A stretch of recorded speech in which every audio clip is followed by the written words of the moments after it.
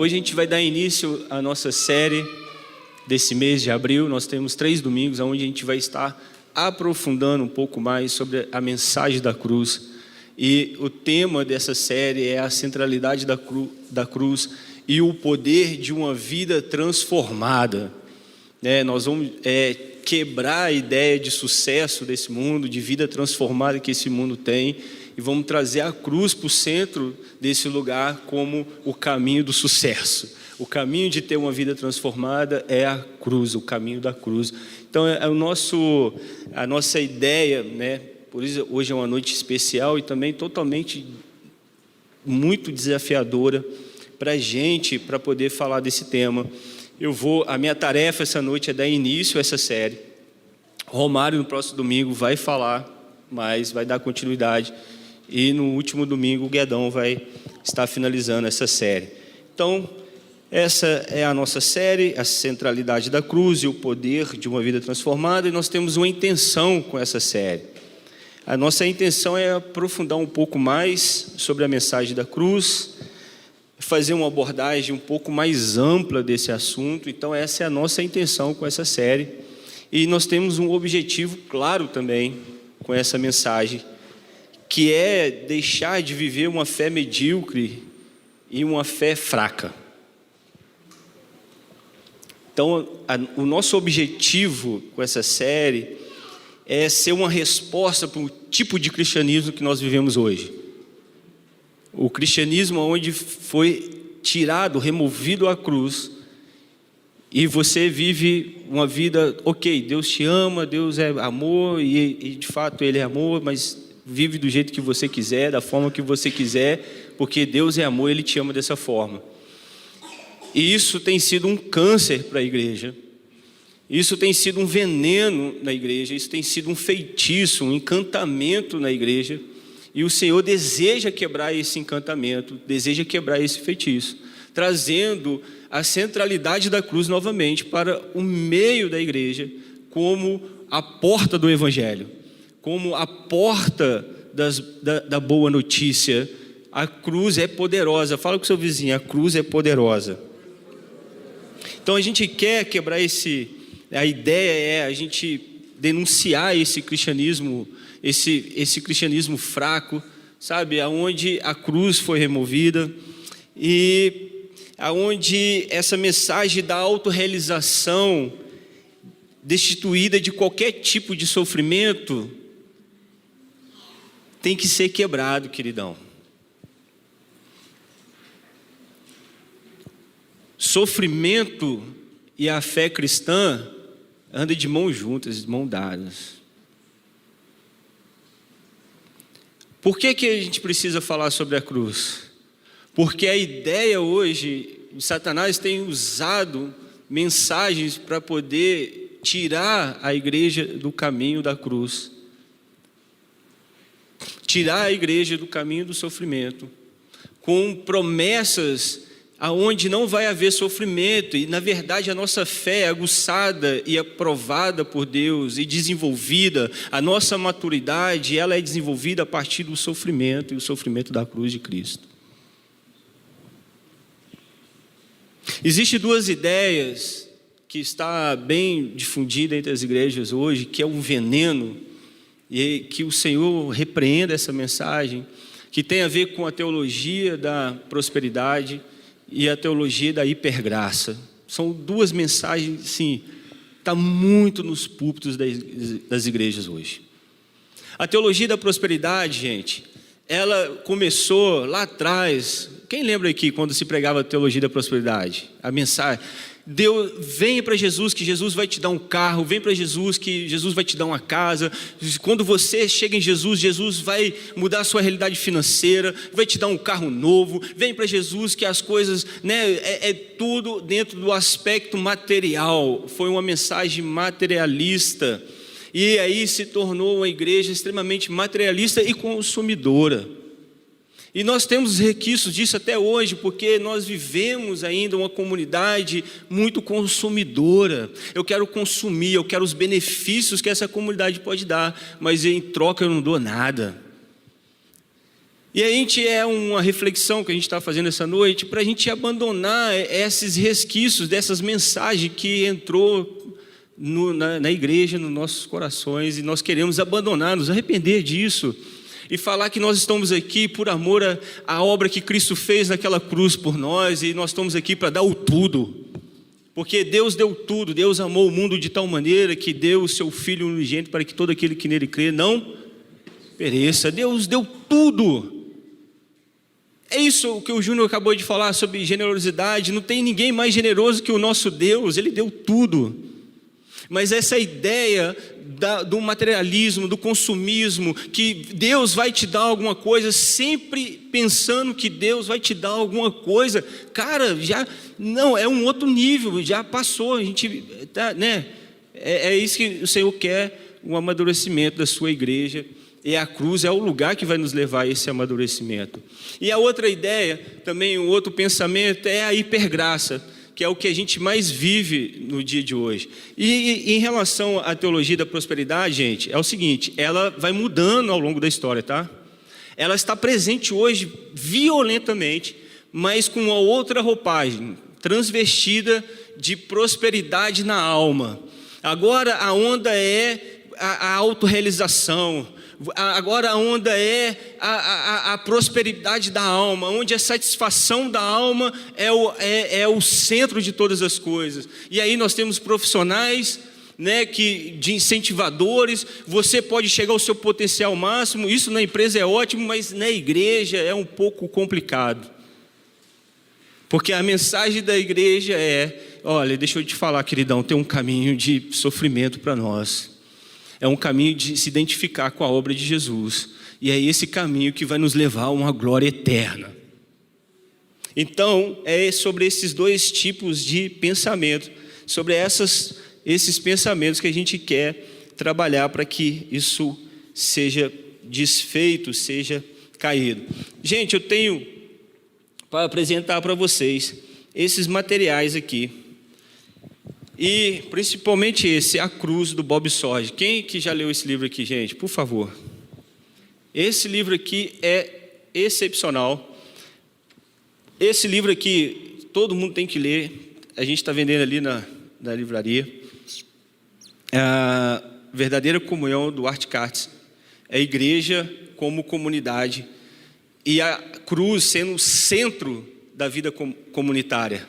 A cruz é onde quebra as ofensas dos irmãos uns com os outros. A cruz é onde quebra as divisões. A cruz é poderosa para trazer unidade no corpo de Cristo. A cruz sendo o centro de uma vida comunitária. Então, por favor, não deixe de ler esse livro. E esse livro aqui é uma explosão, é uma bomba, do Bonhoeffer. Quem já leu esse livro aqui, por favor, gente, por favor, deixa eu te dar a ideia, gente. A nossa fé cristã, a nossa fé, ela é uma fé de um livro, tá? A revelação de Deus para nossas vidas está num livro. Então, quando a gente lê, a gente está interagindo com a revelação de Deus. Então, todo mundo aqui sabe ler, sabe escrever. Então, vamos aproveitar essa graça que cada um sabe ler, sabe escrever, e ler as Escrituras, porque é a partir da leitura que nós vamos tendo uma compreensão da revelação de Deus. Beleza? A nossa fé é a fé do livro, chamado Bíblia Sagrada. E quem está caminhando pela Bíblia aí? Quero.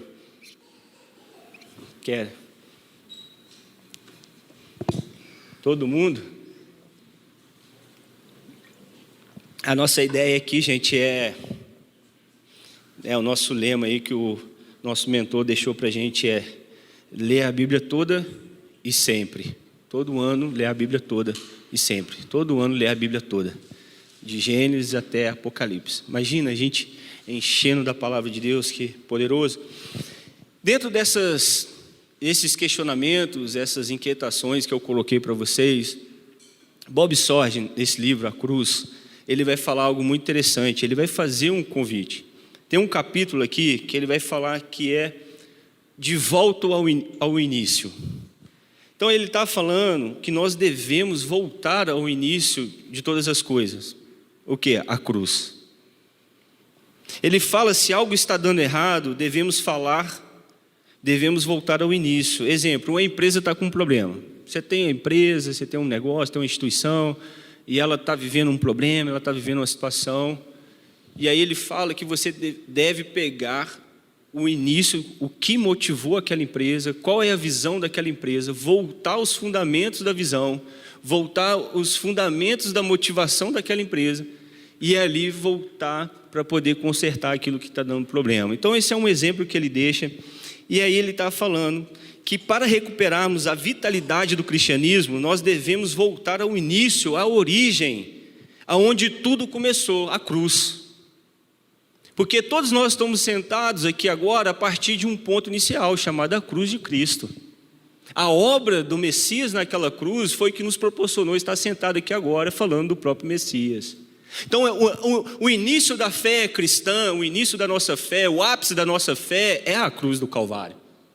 É a obra do Messias naquela cruz. E por isso nós estamos aqui hoje. Então é tempo de voltarmos ao começo, de retornarmos à vitalidade do nosso amor e de colocarmos no centro novamente a mensagem da cruz. Apenas Cristo crucificado, gente, olha isso. Apenas Cristo crucificado pode renovar. Fala com o seu vizinho assim, apenas Cristo crucificado pode renovar igrejas, famílias e indivíduos. Somente Cristo crucificado, ok? Ele tem o poder de transformar. Então é isso. Eu vou, a partir de uma passagem bem conhecida nossa, na verdade no livro aí de a carta aos Coríntios, aí a 1 Coríntios capítulo 1.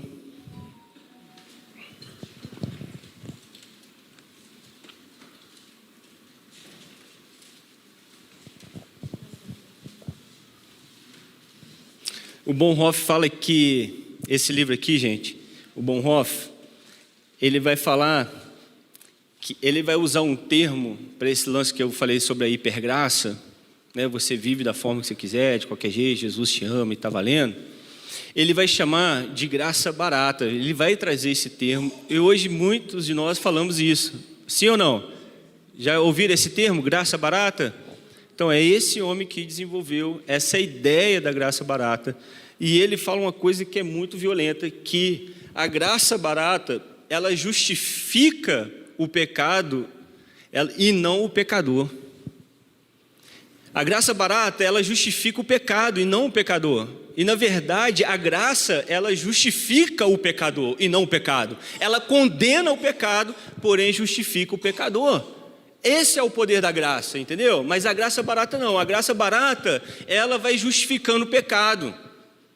E você vai percebendo, eu tenho vários exemplos disso, mas eu não vou falar um que está na minha cabeça não. Deixa para lá. Então vamos lá. Não, é uma situação que eu ouvi uma vez, né? O irmão cometeu vários pecados de adultério e fez um monte de confusão e tal. E uma pessoa se levantou no meio e falou que o problema é que o irmão vivia no Brasil. O Brasil é um país monogâmico.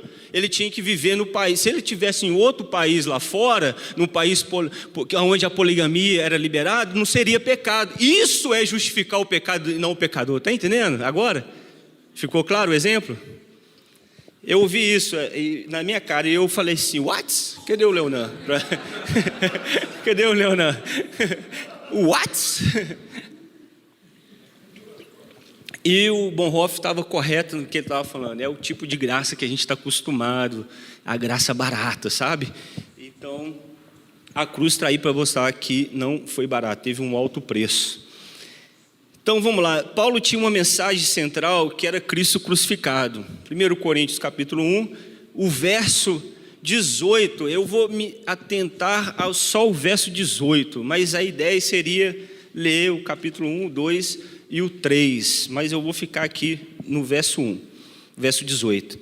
Certamente a palavra da cruz é loucura para os que se perdem, mas para nós que somos salvos, ela é o poder de...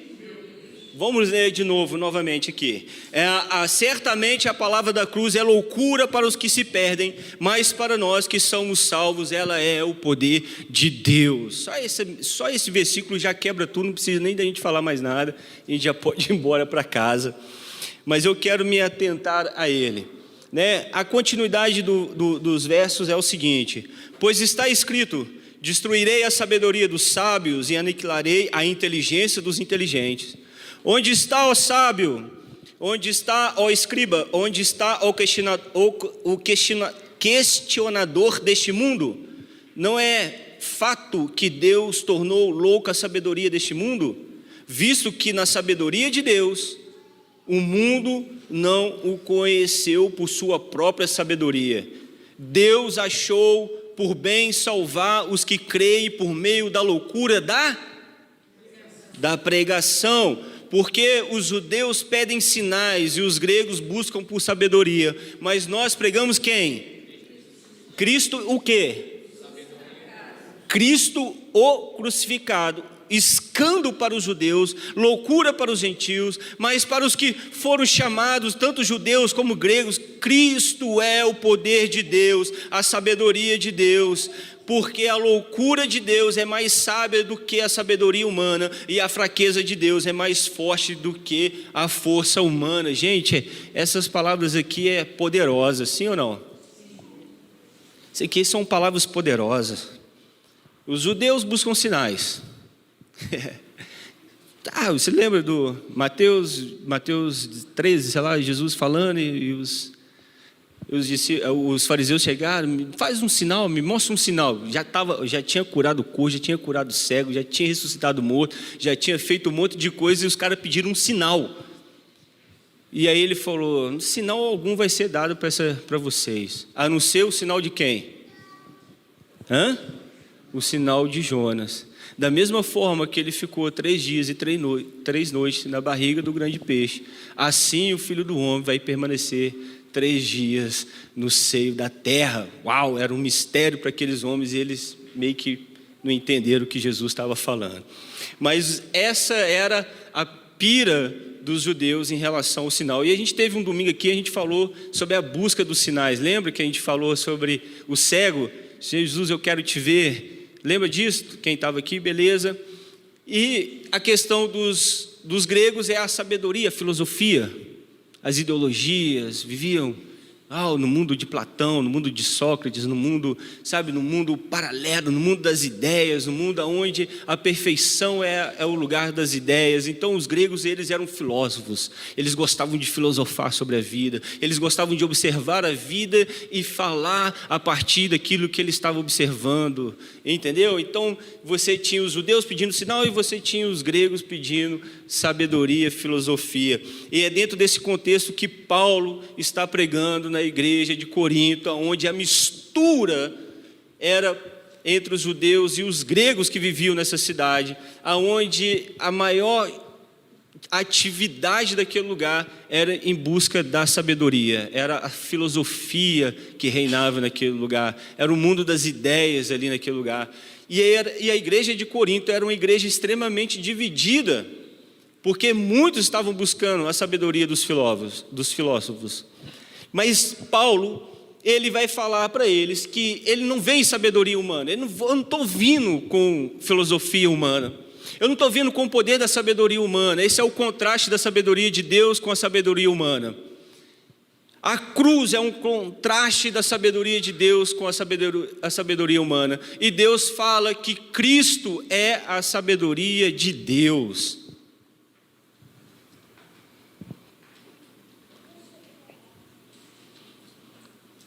Porque a palavra da cruz é loucura para os que perecem, mas para nós que somos salvos é o poder de Deus. 1 Coríntios 2, 22, no capítulo 2, no verso 2, Paulo fala o seguinte: porque decidi nada saber entre vós, a não ser Jesus o quê? Este crucificado. Porque a palavra da cruz é loucura. A palavra loucura aqui é a palavra moria no grego, que significa algo sem sentido, algo que sem lógica, como se fosse uma tolice. Realmente uma pessoa olhando para a cruz do Calvário, aquela cena de Jesus sendo crucificado, ia pensar, isso é algo sem lógica, isso é algo sem sentido. Não tem lógica nisso. Um homem justo, um homem bom morrer. Por quê? Qual foi o crime que ele fez? O que ele cometeu? Não existe lógica nessa pregação, não existe um sentido nessa pregação, mas para nós que estamos sendo salvos, isso é o poder de Deus para transformar nossas vidas. Estão comigo? Uma das mais terríveis formas de punição, agora eu vou falar sobre a cruz. Crucificação combinava com vergonha, estão comigo?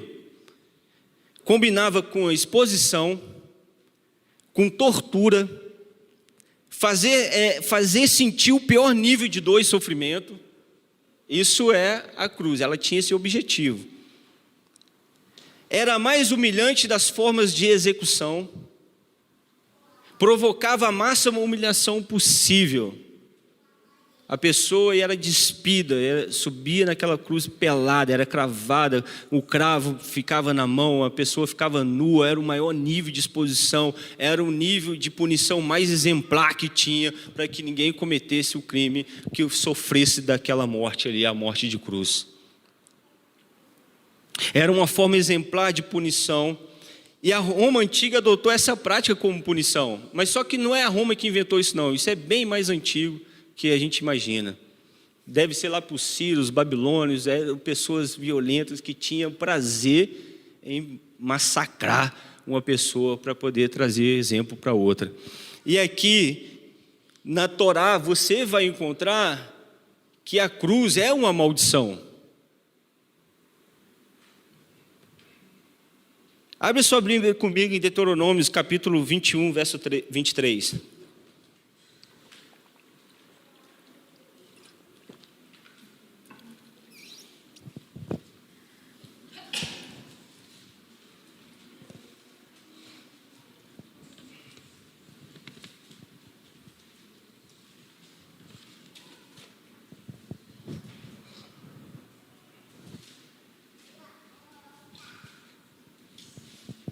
Acharam? Hã? Sim.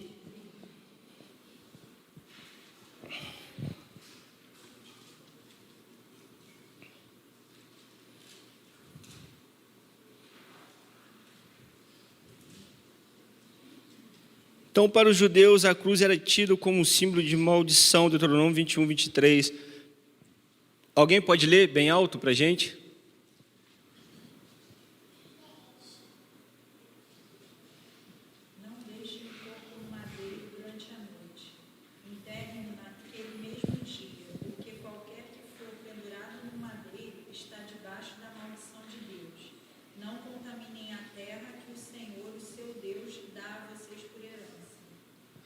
Ou seja, dentro da Torá, a morte de cruz era uma maldição.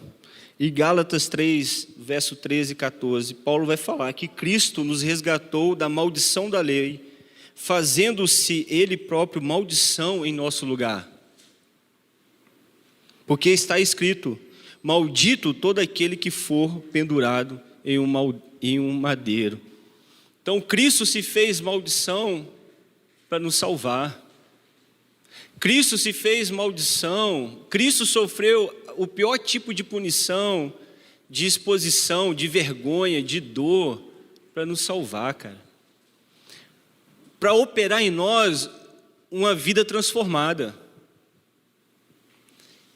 Ao ponto, pela sua própria lei, a lei do seu povo, ele ser amaldiçoado, porque estava escrito, maldito aquele que for pendurado no madeiro. E eu quero trazer 5 aqui perspectivas sobre a cruz. A primeira é o seguinte: a cruz para a nossa fé cristã, ela é um caminho, não um objeto.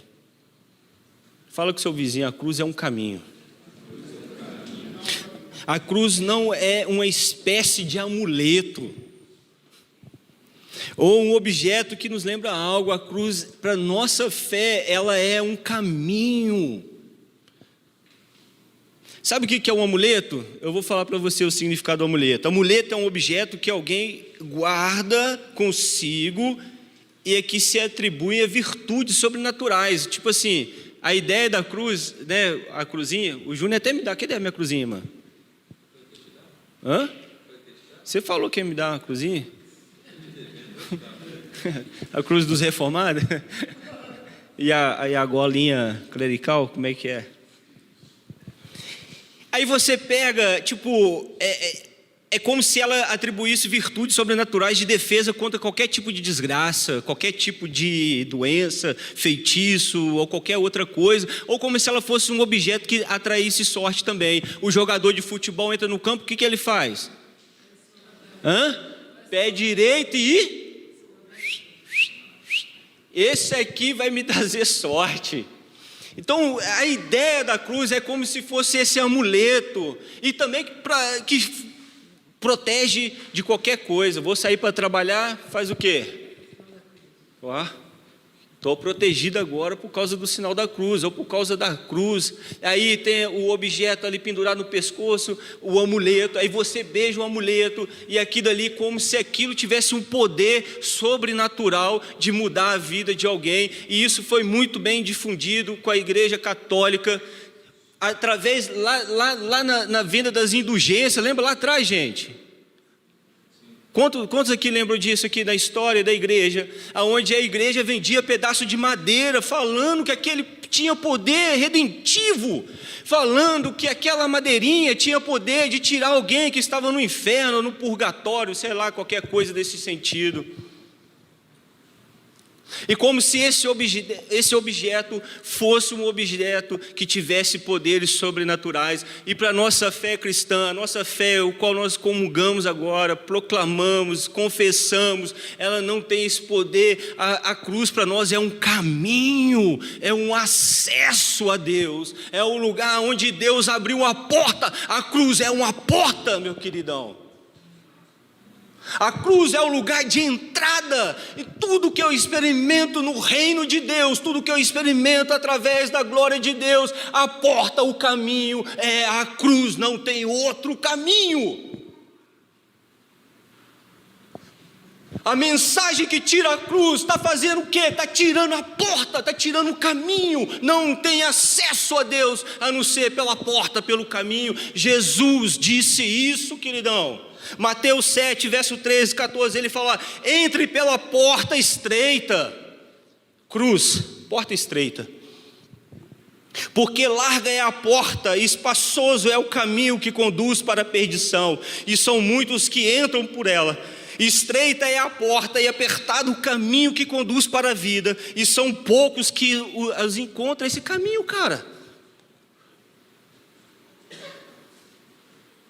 Ou seja, naturalmente, o nosso desejo não é entrar pelo caminho apertado, não é entrar pela porta estreita, o caminho estreito. Naturalmente, o nosso desejo é entrar pela porta larga, é entrar no caminho largo, é andar em caminhos largos. Mas ele falou que esses caminhos levam à morte, mas o caminho estreito, a porta apertada, isso leva à vida eterna. Então, a cruz é a porta, é o acesso da vida eterna, queridão. Estão comigo? Falei que eu vou levar a Roberta para a cruzada lá em Guiné-Bissau. Pregou, né? Bem, falou lá, não foi? Aí eu falei: a irmã pode ir na cruzada agora.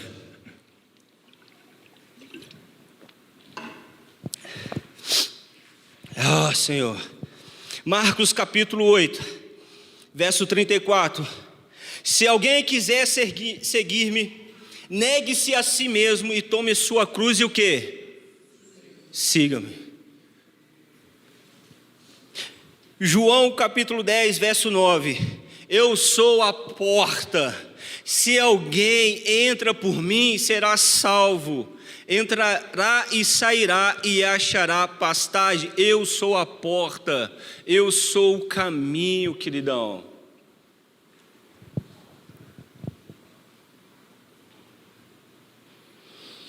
Então a cruz é um caminho. Outro aspecto aqui da cruz: a cruz é o lugar onde Deus se identifica com a nossa fraqueza. Fala com o seu vizinho aí, para ficar bem fixado aí, para inculcar. É pregação, para inculcar mesmo na cabeça dele. A cruz é o lugar onde Deus se identifica com a nossa fraqueza, com a miséria humana. Esse a cruz é esse lugar. Vamos ler Filipenses capítulo 2, verso 5.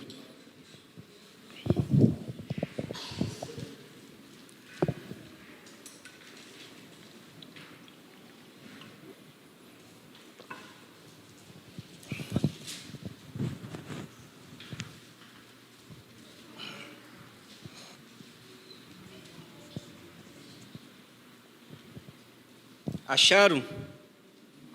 A partir do verso 5. Isso aqui, o que está acontecendo aqui, que Paulo está relatando, é uma coisa que transcende a nossa mente, nosso entendimento humano. E a gente necessita de muita humildade, muita fé, para ler essas palavras e falar: Senhor, eu não tenho capacidade de entender isso aqui, mas por meio da fé em Cristo Jesus, eu abro meu coração para que essas palavras possam modificar a minha vida. Porque isso aqui, gente, é fora da curva. Tenha entre vocês o mesmo modo de pensar de Cristo Jesus. Que mesmo existindo na forma de Deus, Jesus é Deus, tá? Jesus é Deus. Então, mesmo existindo na forma de Deus, não considerou ser igual a Deus algo que deveria ser retido a qualquer custo. Pelo contrário, ele se esvaziou, assumindo a forma de servo, se tornando semelhante aos seres humanos, e reconhecido em figura humana, ele se humilhou, tornando-se obediente até a morte, e a morte de cruz. Isso aqui transcende a nosso entendimento. Primeiro, para Deus criar, ele já tem que se esvaziar, já é uma humilhação. Já está criando a matéria, o cosmo, o universo, ali já está reduzindo, já está descendo. E aí ele se torna uma figura humana. Deus se tornou homem, gente. Deus se tornou homem. Deus encarnou e habitou entre nós. Eu estou falando de Deus, que criou o universo, toda a complexidade do mundo. Esse Deus que criou todas essas coisas, encarnou e andou nessa terra. E glória a Deus que Ele vai voltar e vai habitar no nosso meio de novo, amém? Amém? Esse Deus que encarnou, Ele vai voltar e vai morar nessa terra. E nós aguardamos esse Deus, cara. Mas ele foi assumindo forma de servo, forma de humana, forma de fraqueza, e sofreu a morte, o pior tipo de morte que tem, que é a morte da cruz. Para você ter ideia, na colônia romana, era até proibido falar entre os romanos cruz, aí tinha até um pavor quando se falava cruz, o negócio era tão esquisito, sabe? E aqui está falando que esse Deus que veio da eternidade, encarnou, habitou no nosso meio e morreu a morte de cruz.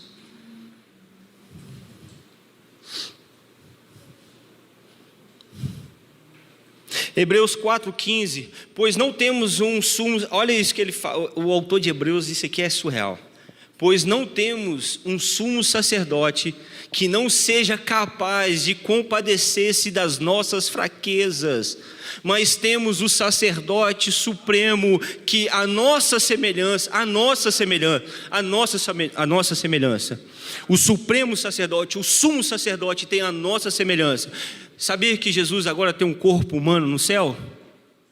Furado, você sabia disso? As marcas da cruz estão no céu, olha o nível que é a mensagem da cruz. E ele fala que a nossa semelhança, ele foi tentado em todas as coisas, ele foi tentado de todas as formas, porém não pecou. O sumo sacerdote se compadece das nossas fraquezas, porque ele sofreu os mesmos tipos de tentação que eu e você sofrem diariamente, querido. Ele se identifica com a nossa fraqueza. Jesus se identifica com a dor de cada um que está aqui, com as dores dos nossos corações. Jesus se identifica. Jesus se identifica com cada fraqueza humana, com cada limitação humana que foi causada pelo pecado. Jesus se identifica, cara. Aí você fala para mim: Léo, você não sabe o que é a dor da rejeição. Tudo bem, eu não posso saber da forma que você sente ela, mas eu posso falar para você que Jesus, ele sofreu rejeição na cruz do Calvário. Qualquer tipo de situação que traz dor para o seu coração, lembra de Jesus na cruz.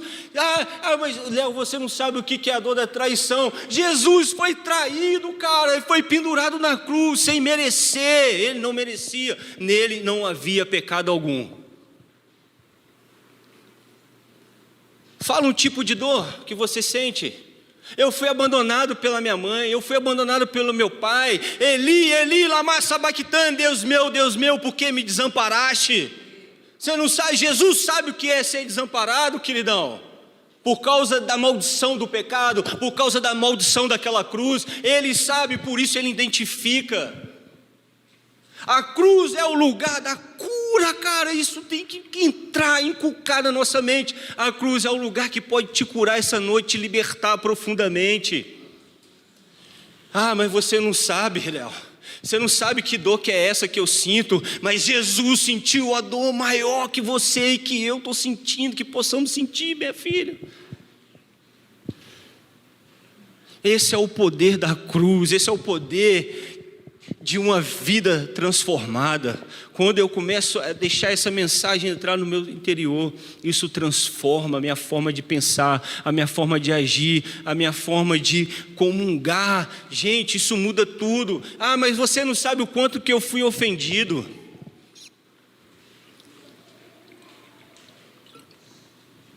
Eu quero perguntar uma coisa: na sua ofensa alguém cuspiu na sua cara? Na sua ofensa alguém pegou um chicote com uns ganchinhos de osso, de ferro, e jogou nas tuas costas, e arrancou e puxou? Na sua ofensa alguém te pendurou no madeiro, fiou um cravo na sua mão, nos seus pés? Alguém fez isso com você na ofensa que você teve? Ninguém sofreu como Jesus sofreu. Ninguém sofreu.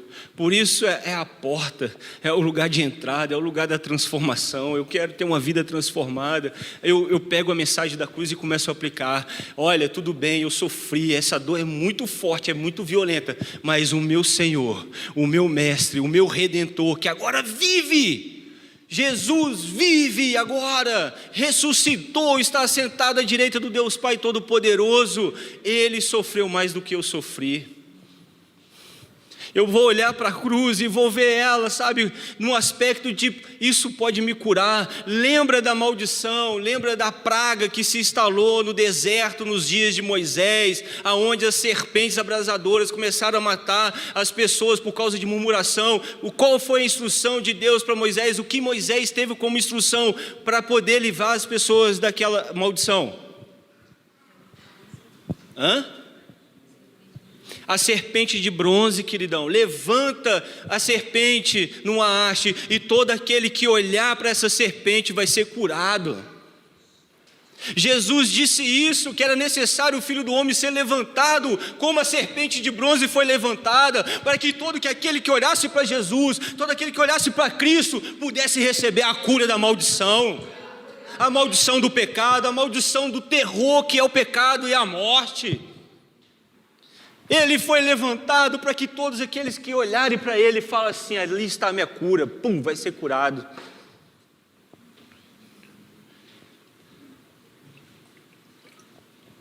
Jesus se identifica com a rejeição, Jesus se identifica com o abandono, Jesus se identifica com a traição, Jesus se identifica com a angústia, Jesus se identifica com a tristeza, Jesus se identifica com as nossas fraquezas e as nossas piores situações da nossa vida, queridão, tem um escape chamado cruz do Calvário. Existe um escape, o nome é cruz, e o nome é Jesus crucificado. Esse é o nosso escape. Isaías 53, verso 4: certamente Ele tomou sobre si as nossas enfermidades, e as nossas dores levou sobre si. Ele levou, Ele tomou as nossas dores. Você tem uma dor? Você tem uma dor? Deixa eu te falar a boa notícia dessa noite: Jesus levou sobre Ele as nossas dores. Sabe essa dor que você sente? Sabe essa angústia que você sente? Sabe essa tristeza que você sente? Sabe essa depressão que você sente? Jesus levou sobre si todas essas dores. Jesus levou as nossas enfermidades, levou as nossas dores. Ele levou em si, no seu corpo. E a cruz tem um paradoxo muito doido na cruz, que ao mesmo tempo que Deus identifica conosco para te livrar desse sofrimento, para levar essa dor sua embora, ao mesmo tempo tem a identificação com a obra da cruz, aonde você também é desafiado a levar a sua cruz. Esse é o paradoxo da cruz. Ao mesmo tempo que ela leva sobre si as nossas dores, leva toda a maldição, leva tudo, nós também somos desafiados a levar a nossa própria cruz. E Jesus falou isso: você leva? Leva. Esse é um paradoxo muito doido. Aquele que quiser me seguir, faz o quê? Negue-se a si mesmo, tome a sua cruz e segue-me. Esse é o paradoxo. Ao mesmo tempo que Deus se identifica com a nossa fraqueza, Ele também nos convida a carregar a nossa cruz. A carregar a nossa cruz na vida comunitária é você ter uma ofensa com seu irmão e você falar: a cruz é o caminho para arrancar essa ofensa do meu coração, para que a comunidade possa ter harmonia, para que a comunidade possa ter a vida de Deus, para que a comunidade quebre toda a divisão. É o que Paulo está centralizando a mensagem dele, para quebrar toda a divisão que havia na igreja de Corinto. Sabe as ideias que nós temos entre nós, de uns aos outros? Coloca a cruz entre você e o próximo. Coloca a cruz entre você e mim. Coloca a cruz entre você e o Júnior. Coloca a cruz para tu ver como é que a gente começa a eliminar um monte de questionamento, um monte de coisa, um monte de angústia, sabe? A cruz é esse caminho, queridão. Uma outra perspectiva, a terceira: a cruz é o lugar onde Deus apazigua sua ira, executa sua justiça. Fala comigo aí, fala com seu vizinho aí, para fixar. A cruz é o lugar onde Deus apazigua a sua ira e executa a sua justiça. Salvação tem como base o amor e justiça de Deus. Romário, nós tivemos uma aula aqui sobre Cristo 100% homem e Cristo 100% Deus, e essa aula foi impactante. O Romário trouxe para a gente um entendimento que mudou a nossa forma de ver a salvação, porque na obra da salvação você tem como base o amor de Deus, e Deus amou o mundo de tal maneira que Ele fez o quê? Mas ao mesmo tempo Ele teve que aplicar a sua justiça. Então a obra da salvação, ela tem a base o amor e a justiça de Deus. Alguém teria que pagar pela questão do pecado. Alguém ia ter que pagar a conta. Alguém ia ter que pagar essa conta. É o castigo e a punição pelo pecado, a injustiça. Então a cruz é o lugar onde Deus apazigua. Coloca a imagem para mim, Natália, por favor, de um ocorrido que teve aqui no Rio de Janeiro, no Corcovado, lá no dia 10. Está todo mundo vendo essa imagem? No dia 10 de fevereiro, teve uma chuva de raios aqui no Rio de Janeiro, e teve um fotógrafo que ele captou várias imagens dos raios caindo, e essa imagem ela rodou o mundo todo, e um ator muito conhecido, Will Smith, postou essa foto. Isso, cara, isso viralizou, foi agora em fevereiro, no início do ano. Coloca aquela outra lá, olha a chuva de raios, gente, olha aquilo ali, estão vendo?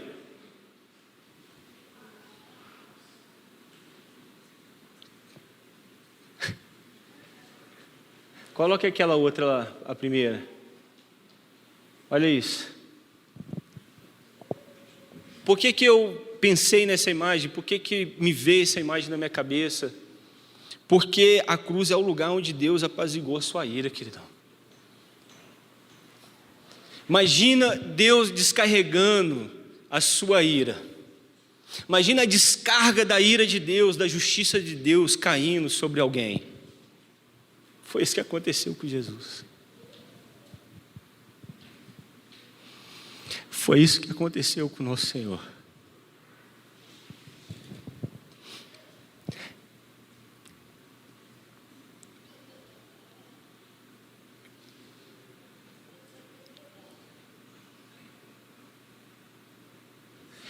Imagina Deus derramando, cara, a ira dele, a injustiça do pecado, toda a injustiça causada pelo pecado, toda a ação da morte, desde o jardim até Cristo se manifestar naquela cruz. Imagina a descarga de ira em cima dele. E o mais louco de tudo, sabe o que acontece? Que quando você pega Isaías, olha isso, cara, Isaías 53, no verso 10, fala assim: todavia ao Senhor agradou esmagá-lo. Todavia ao Senhor agradou esmagá-lo, fazendo-o sofrer. Quando ele der a sua alma como oferta pelo pecado, verá a posteridade e prolongará os seus dias, e a vontade do Senhor prosperará nas suas mãos. Ele verá o fruto do seu penoso trabalho e ficará satisfeito. Ele vai receber a recompensa do seu penoso trabalho. Nós estamos aqui, gente, agora é sério, olha para o seu irmão, olha para esse amado, essa bênção do seu lado. Fala assim: ô bênção, ou sua bênção. Nós estamos aqui como recompensa do penoso trabalho de Jesus. Jesus nos salvou como recompensa daquele raio, da ira de Deus caindo sobre a cabeça dele. Toda a ira de Deus vindo como uma descarga sobre a cabeça dele. Pau! Toda a ira, pau! Todo o ódio, o mundo, Jesus falou: o mundo me odeia. Esse ódio não é natural, cara, o mundo me odeia. E aquela cruz foi levantada com todo tipo de ódio. Eles liberaram um assassino. Um assassino chamado Barrabás, um cara endemoniado, um cara cheio de capeta no seu corpo. Eles falaram: solta Barrabás, deixa Barrabás livre, mas crucifica esse homem. De onde que vem esse ódio todo?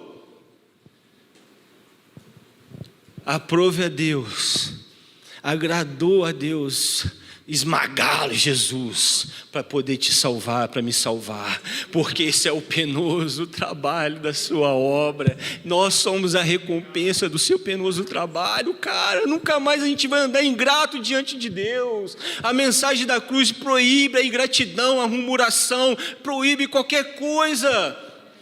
A mensagem da cruz proíbe todo tipo de insatisfação. Uma igreja insatisfeita é porque não entendeu a mensagem da cruz até hoje.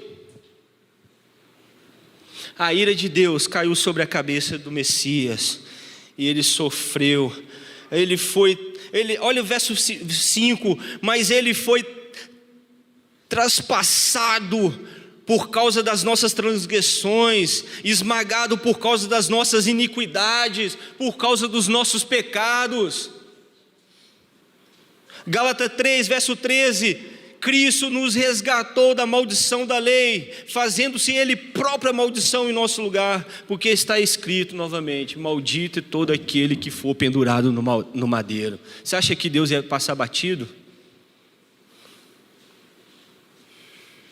Deus cumpriu a sua palavra.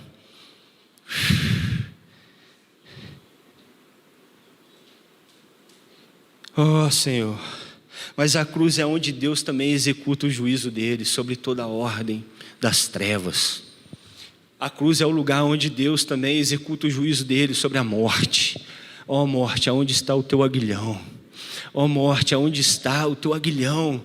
A cruz é esse lugar que sentencia o pecado, aonde sentencia Satanás eterna. Acabou! Agora o juízo de Deus foi liberado, acabou, meu irmão. A cruz é o golpe mortal sobre a serpente. Apocalipse capítulo 1, verso 18, eu sou o primeiro e o último, eu sou o alfa e o ômega, e aquele que vive. Estive morto, mas eis que estou vivo agora, para todo sempre, e tenho as chaves de quem? De onde?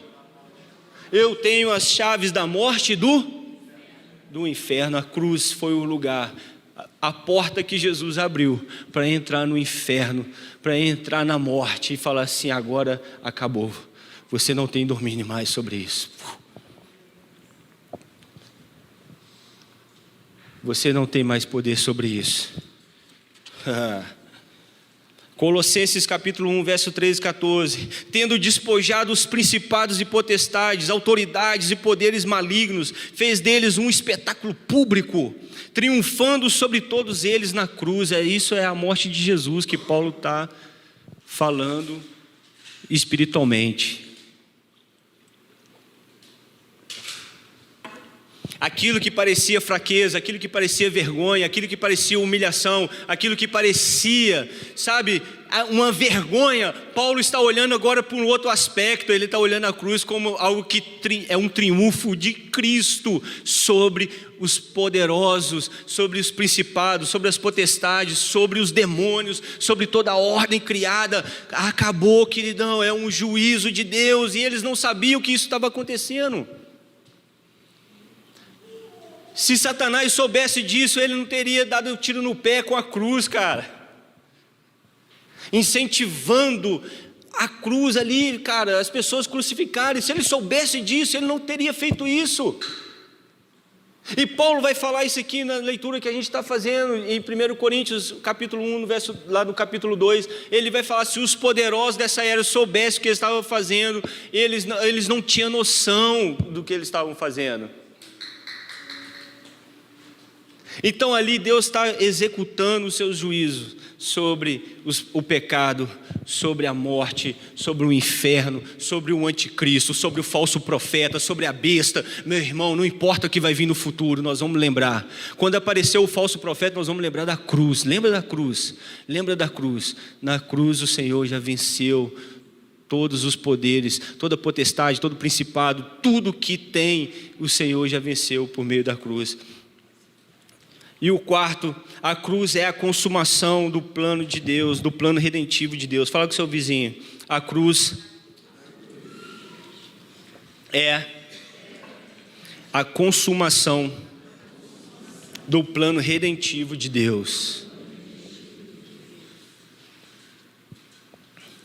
João 19, 28 e 30. Depois, vendo Jesus que tudo já estava consumado. Olha isso, hein? Na sua crucificação, Jesus vendo que tudo estava consumado. Depois, vendo Jesus que tudo estava consumado, para que se cumprisse a Escritura, disse: tenho sede. No verso 30 ele fala: quando Jesus tomou o vinagre, disse: está consumado. Está consumado. Está consumado. Está consumado. Está consumado. Todo o plano redentivo está consumado. Toda a obra para salvar o ser humano está consumado. Toda a obra para poder restaurar a terra está consumado.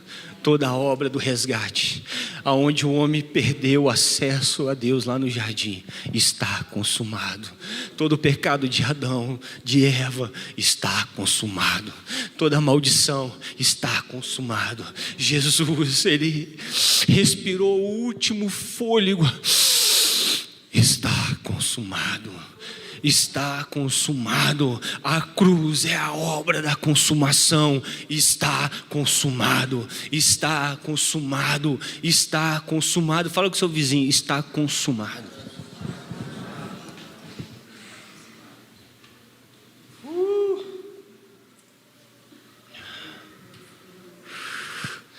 Gênesis 3,15, porém inimizade entre você, a serpente, porém inimizade entre você, serpente, e a mulher, entre a sua descendência e o descendente dela.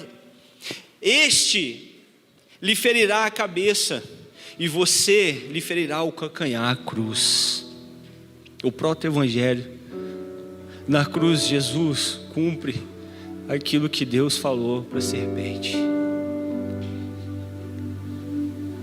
Bob Sorge fala nesse livro aqui.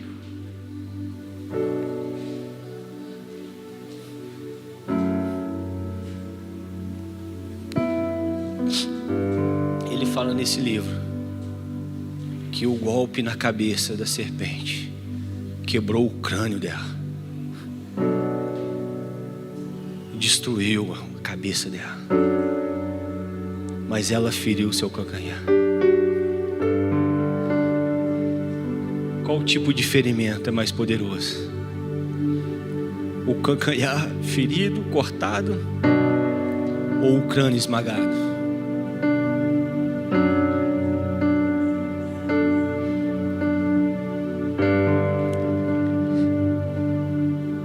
Essa profecia fala da cruz.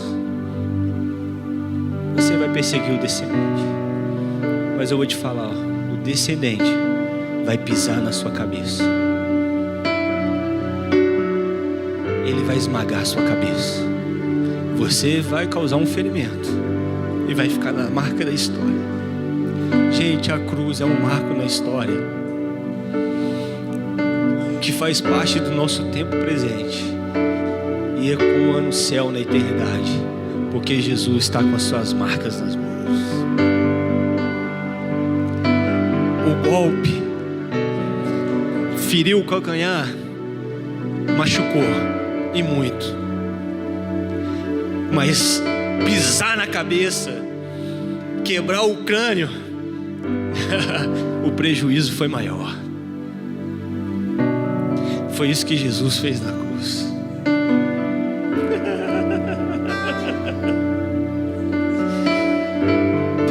Justificados pela fé e paz com Deus nós temos hoje. Justificado, pois, mediante a fé, temos paz com Deus. Existia uma inimizade entre o homem e Deus, mas agora a cruz criou uma amizade novamente.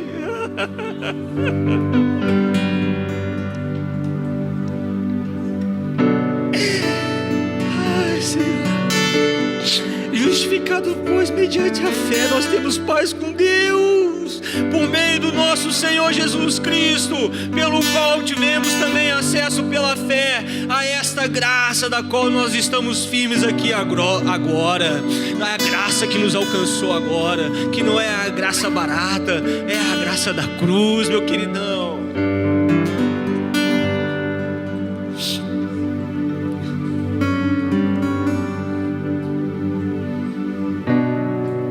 A cruz é o meio que nos proporciona viver uma vida de ressurreição.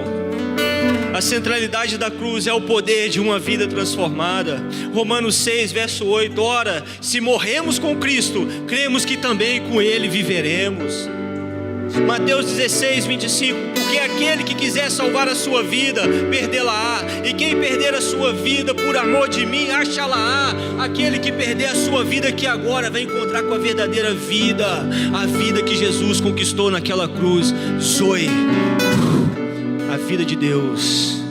A vida de Deus. E eu estava orando por essa mensagem, estava orando em cima disso aqui. E o Senhor me deu uma frase. E eu não vou postar no Facebook nem no Instagram. E eu vou compartilhar com os irmãos da igreja. Porque a cruz é a morte do meu eu, para o eu de Deus possa viver em mim. A cruz é a morte do meu eu morrendo na cruz, morre naquilo, para que o eu de Deus possa viver em mim agora. A cruz mata o meu eu, a cruz mata o meu ego, a cruz mata meu orgulho, a cruz mata a minha soberba, a cruz vai matando, a cruz é o objeto que mata, para que o zoe, a vida de Deus, possa vir sobre nós. Vida transformada, querido, vida transformada. E hoje eu vou falar uma coisa que eu nunca tive coragem de falar, e eu vou falar publicamente. Gálatas 2, verso 20. Fui crucificado com Cristo, assim já não sou eu quem vive,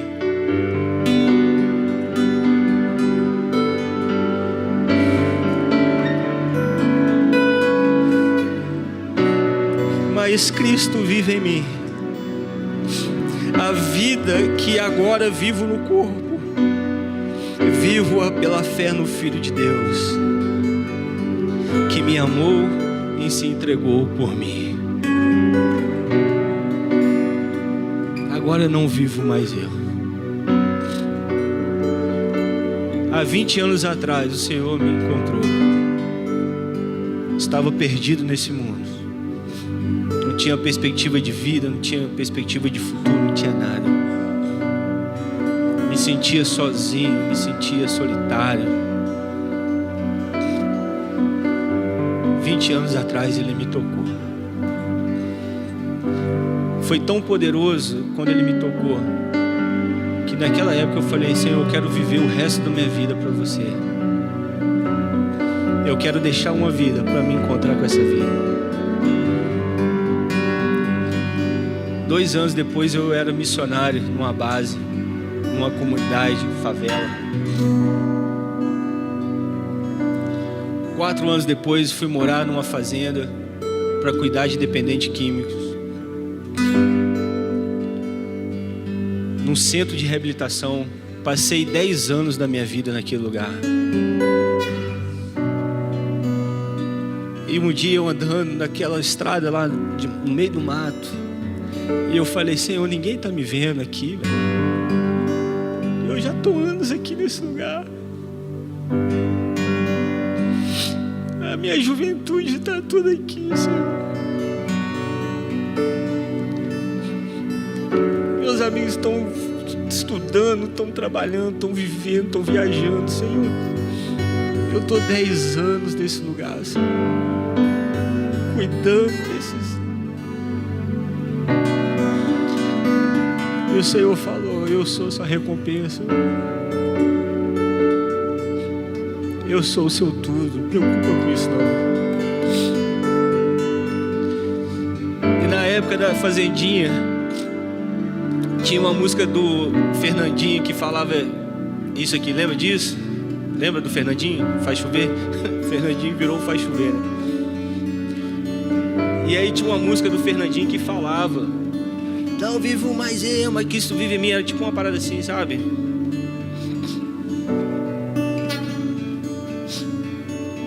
E aí os meninos da fazenda, eles que vinha da rua, que sabia tocar violão, aí fazia parte do louvor, já estava todo mundo lá.